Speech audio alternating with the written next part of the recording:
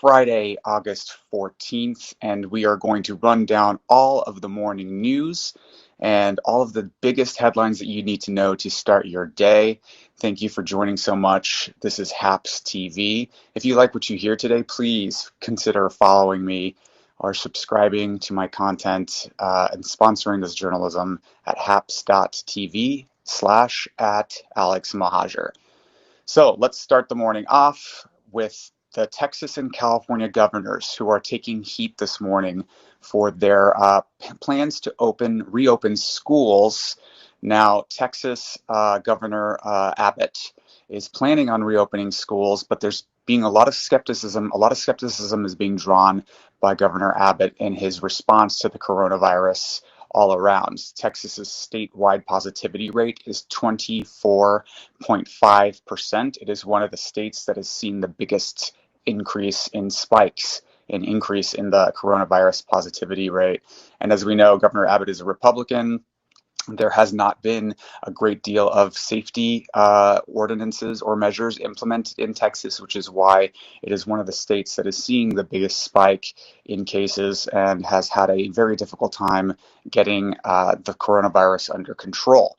So in Texas, when there are not a lot of people enforcing the mask precautions, there are a lot of worries that children are going to be going back to school and being potentially put in harm's way. As we've seen in places like Georgia, school reopenings have not been done safely, and we've seen schools in Georgia infecting students. One school in Georgia had 700 students who were exposed to the virus just last week.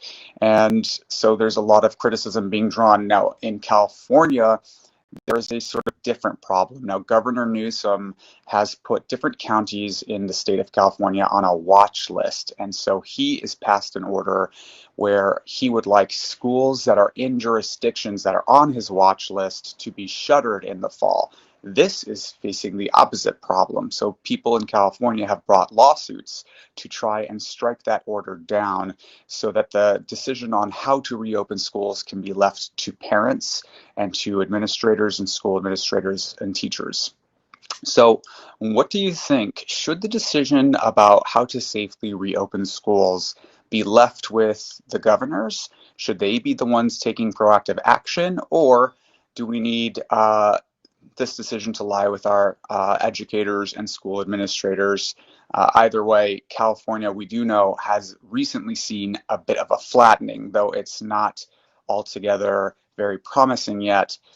In California, Governor Newsom was one of the very first governors in the United States to pass stay-at-home orders back in March. And in the early days, that there was some promising results because of those stay-at-home orders in terms of the infection rate.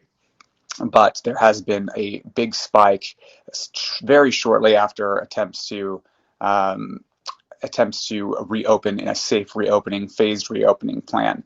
Amber Young says perhaps with educators, individual schools can enforce stronger protocols. I think that one of the concerns is that this needs to be a coordinated government response, and that leaving it in the hands of school administrators or teachers will leave a lot of room for mistakes. Some are saying just close everything down, a hard close for 3 or 4 weeks, and let's get over this already.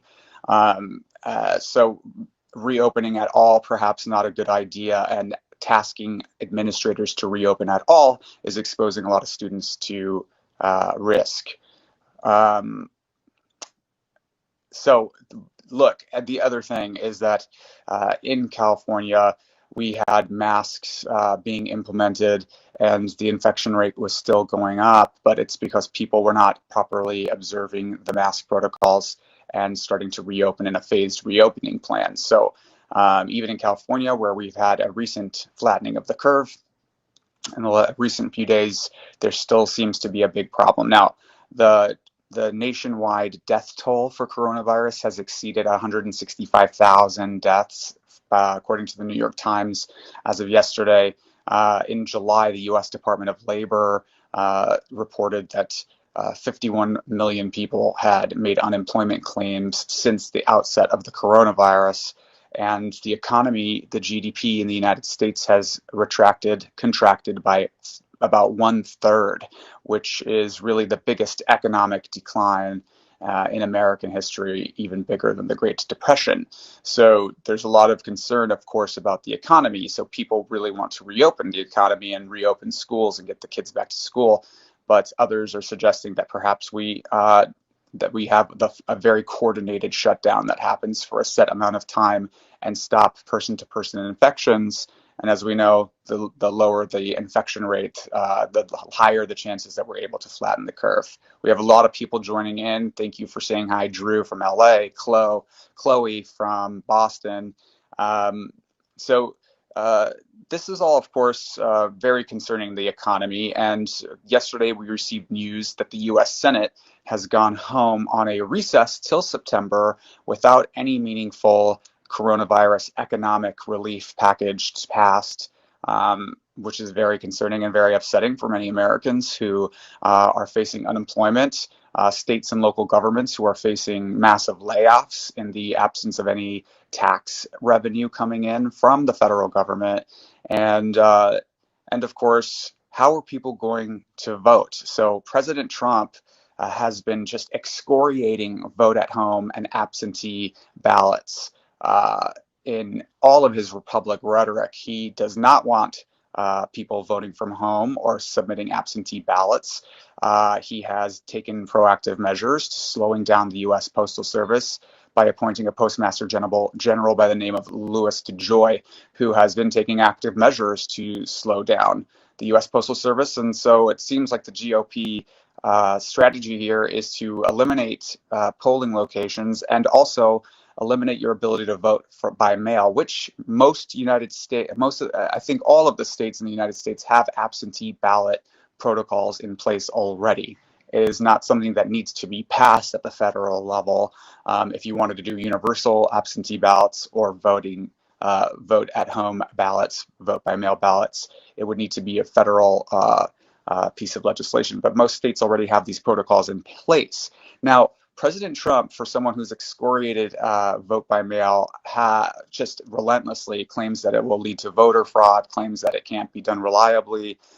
He requested yesterday a ballot for his upcoming Florida primary. He is registered to vote in Florida, despite his rhetoric, which has angered a lot of people.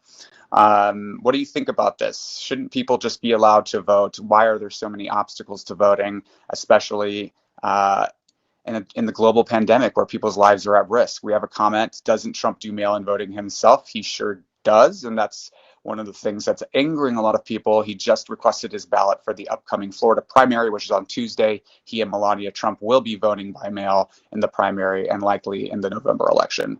So we did also yesterday receive Peter Bittner, Hypocrisy Indeed, Hypocrisy Laid Bare.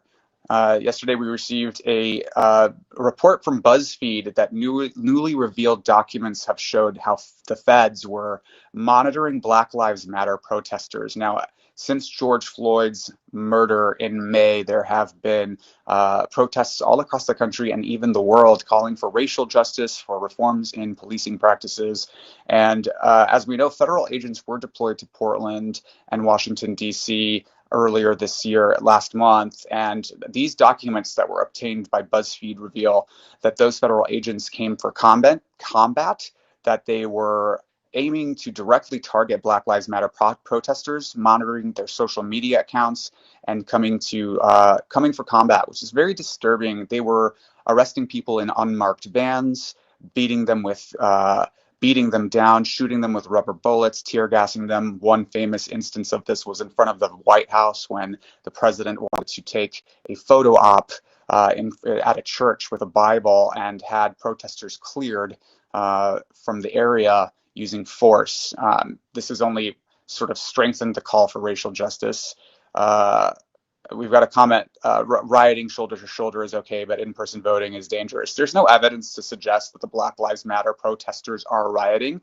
There have been instances of looting that have occurred very rarely, but there's plenty of evidence to suggest that rioting and looting has been instigated by far right-wing extremist groups who have infiltrated these protests and are seeking to sully the waters and make it seem like the protests are violent when they are not. So what do you think of these documents and the feds monitoring Black Lives Matter protesters? And do you think that protesters have a First Amendment right to have their voices heard? And are we seeking to crack down on free speech when we do this? Let me know what you think. This has been the AM Report with Alex Mahajer. If you like what you hear, please subscribe to our journalism and at haps.tv/Alex@Mohajer, and consider sponsoring this broadcast. We'll be live every morning at 7:30 Pacific Standard Time right here on Haps News. We've got another comment from Amber Young. Protests are supposed to be inconvenient, and I agree. I'll also note that protests and dissent are uniquely American and are uniquely patriotic. Being able to challenge the status quo in the United States is a distinctly American quality that should be celebrated, even when it's inconvenient, even when it's uncomfortable. And when it's uncomfortable, probably the best for us to examine and look at. Pablo, people don't forget the reason for protesting when they don't agree. Exactly. If it doesn't affect you, if it's not happening in your backyard, people tend to forget that there are people who are struggling and suffering, and that they want their voices to be heard. And having your voice heard in America, uniquely American, it's something that should be celebrated, even when uncomfortable. So thank you so much. I'm Alex Mahajer. Consider subscribing to this content, sponsoring this program, haps.tv/@AlexMahajer. We will be back next week on Monday with some special guests next week. So we hope you will subscribe. And thanks for tuning in. Have a great